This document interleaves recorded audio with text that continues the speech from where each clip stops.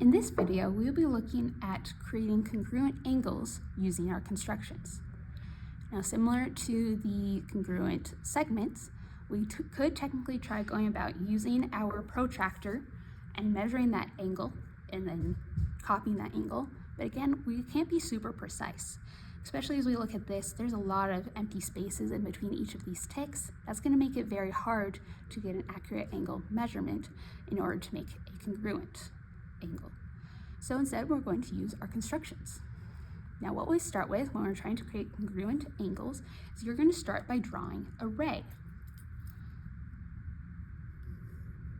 Now remember, a ray is a type of line or line segment where one point has an end, or one end has an end point, and the other end goes on forever with an arrow. So as we look at this, we're going to look at this endpoint and use it as our frame of reference. I'm going to label this V to remind us that this is going to be the vertex of our copied angle. Now, going about this, we're going to start by looking at our given angle, and we're going to create an arc. We want to make sure that it would fit onto our line on our different rays, so we're going to make it smaller than how long it is. So I might do something like this.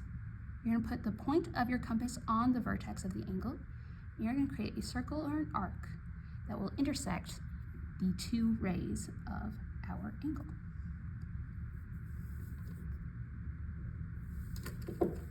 Something like that. Now, as you're getting practice, once again, you want to make sure you do a full circle to make sure you're getting all the correct parts. But as you get more practice, you are welcome to just do arcs.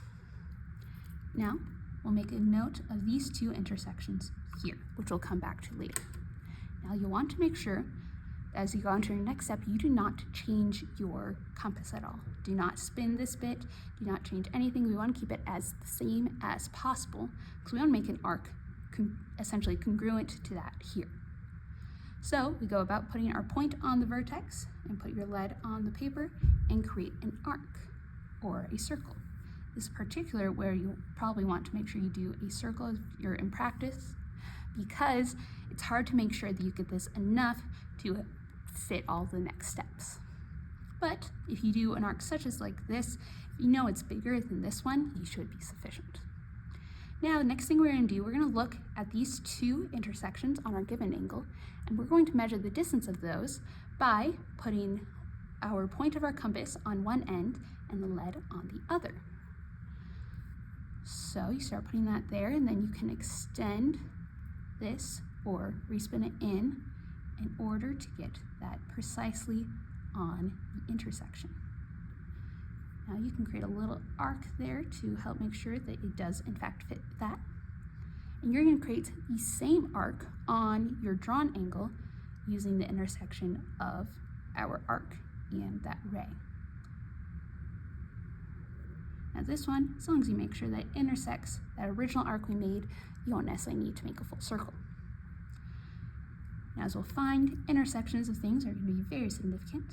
So we look at that intersection of those two arcs, and we are going to draw a line that connects those,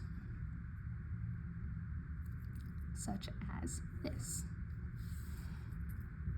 And that will be our congruent angle, made through constructions and through using a straight edge and a compass.